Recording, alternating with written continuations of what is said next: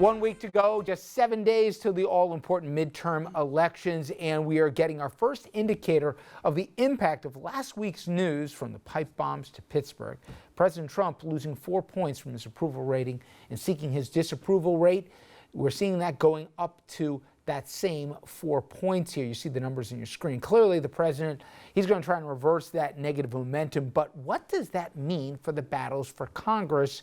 Andrea, he's got our update, and coast to coast, but even close to home here, a lot of pivotal races or toss-ups. And everything's close enough to being a toss-up or tight that this thing could go either way, Rich. And if that momentum does not turn around soon for the president, we could be looking at boosted Democratic candidates, many of whom are already looking pretty good as we enter the final week of the campaign. Little to update on the big picture, though. Democrats still slightly bigger favorites to win the House than the GOP is to hold on to the Senate. Specific races now, Robert Menendez checking in with another 5-point lead in a new poll.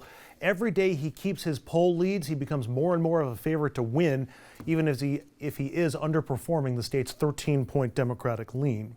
Up to the Hudson Valley now, John Faso now trailing Antonio Delgado by 5 in a new Monmouth poll.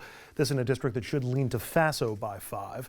We got our first poll out of New York's 1st district. It's from a Republican pollster, but Lee Zeldin is looking solid as he seeks re-election in Suffolk County. A couple of razor-thin races to report on. Pennsylvania's 1st, that's in the Philly area. Incumbent Republican Brian Fitzpatrick neck and neck with Democrat Scott Wallace. While the race between incumbent Dave Bratt and Democrat Abigail Spanberger in Virginia's 7th district also looks way too close to call. For more on the overall picture, I spoke with ABC News congressional correspondent Mary Bruce. We know that President Trump has been focused on immigration, even doubling down on it. Are Republican incumbents and candidates out on the trail on the same page with him, or are they talking about other issues?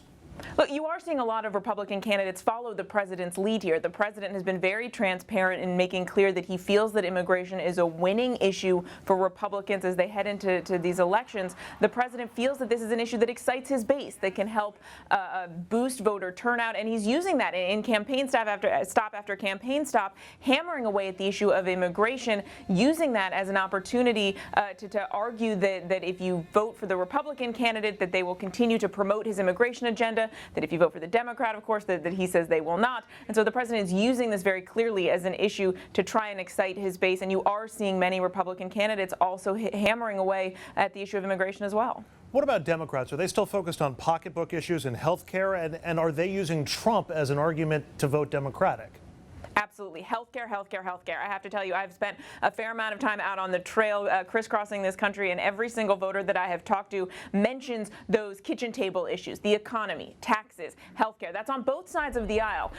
You hear candidates on both sides of the aisle, voters across the political spectrum, saying that those are the most important issues for them. And that's become abundantly clear. Democrats feel that they are running on healthcare. They feel that they have a good opportunity in doing that. They feel that puts Republicans in a tough spot. And what's interesting is you now see a lot of Republican candidates, even those who have voted to repeal and overturn Obamacare, now embracing one of the law's most popular provisions out there, promising voters that they are going to find a way somehow to protect people with pre-existing conditions. So you're seeing a real shift in that conversation. But by and large, you see more Democrats hammering away at the issue of health care, while you see Republicans are focusing a lot on the economy and immigration in line with the president. Finally, the outcome for Democrats may well be up to 2 groups of voters, young voters and Latinos, and whether they turn out in larger numbers than they frequently do for these midterm elections. Where's the Democratic mindset right now on those 2 groups? Yeah, a lot of this always comes down to voter turnout. So much, especially in a midterm, is a referendum on the president. What do those groups think and feel about the job that President Trump is doing? I think it is tough to say right now exactly how Democrats are feeling, because so much of it comes down to not just those groups that you mentioned, but also, of course, white women, what happens in the suburbs, a lot of attention being played on them as well. The one thing that is certain about this midterm election is that there is, at this point, a lot of uncertainty. ABC News congressional correspondent Mary Bruce. Mary, only a week to go. Thanks very much. Appreciate it. Thank you. All right, so Don, let me start for you. What are you going to look for in the last week? At this point, healthcare is a major issue for everyone. But I really believe the biggest referendum in this election, at this point, it doesn't really matter. It's Trump and how much damage is going to be done. I think it's going to be a big night. I know we like to talk issues, but the number one issue is Trump, and it's going to be a big night for Democrats. Well, in fact, Eric Trump he reinforced, in case anybody was missing it, that this is about the old man. And in fact, he said that, if I think it was in the Tenney race, if you don't vote one way or the other, it's a vote against my father. There's a risk for the president that if this doesn't go the way he wants, he can't blame Congress, like I know he will. He's going to campaign for the next 7 days, going all over the country here. He's making it about him. No matter what he does, Richard, good point. No matter what he does, this is all about the president, period. He can spin, but you see how that's working in Pittsburgh tonight. Not too well. No. Charlie, what are you hearing? Because Andrew mentioned a few of them. Out on Long Island, you got a couple races that Republicans should hold on to. They carried it comfortably in the 2016 races. You got some upstate here. You got across the river in New Jersey, a whole bunch of either retiring Republicans with open seats or even Republicans that are fighting for their lives. How do you think this plays out, and what are you hearing on the ground in terms of expected turnout and the rest? I think turnout's going to be strong, as Dominic said, for Democrats. I think the interesting group are independents. I mean, one of the things that Trump is going to play into the Democratic hands is that people talking up Trump is like on Halloween where people are giving out Giants tickets to people, like nobody wants it, right? So that's the problem for Trump going out there, is that independents don't want to hear him. And the more he goes out there, the more independents are going to come our way. Well, independents are actually one of the lowest enthused groups of voters out there. They're like third from the bottom.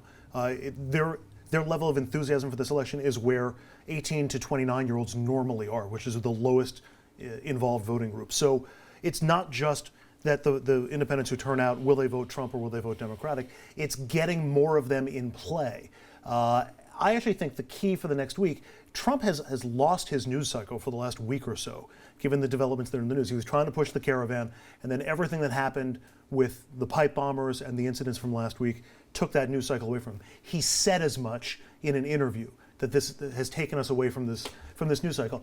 Can he get the news cycle back over the next 7 days? If he can successfully, it's going to help the president enormously, because I really do think a lot of these things are still in flux based on the natural average. Citizenship, we'll talk about it more. The idea that you're born in this country and, I'm going to try and with executive order here say you're not an American anymore. You got to think about the Constitution that doesn't let a president do that. You're thinking it. No. You're thinking I'm just saying.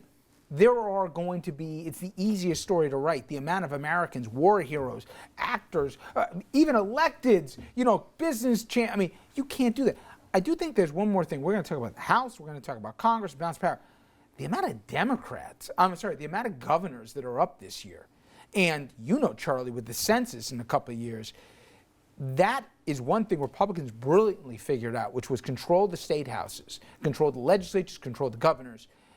That's where the dirty little secret might be. Whoever has a huge Tuesday next week on the governor's races, they might write the new map in a couple of years. No, I think that's exactly right, and that's one of the things the Democrats are hoping for. And I think that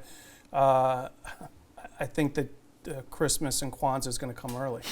You see the split up top is the current breakdown: 33 Republican governors, 16 Democrats, 1 independent is in Alaska.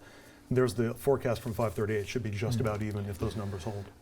I mentioned right before about issues with immigration. Well, coming up next, the administration is frankly the gang that can't shoot straight when it comes to that topic. Now, they separate thousands of families, that, with no plan on how they're going to bring them together. Still separate as we speak. Now it has got even more plans to change the immigration system.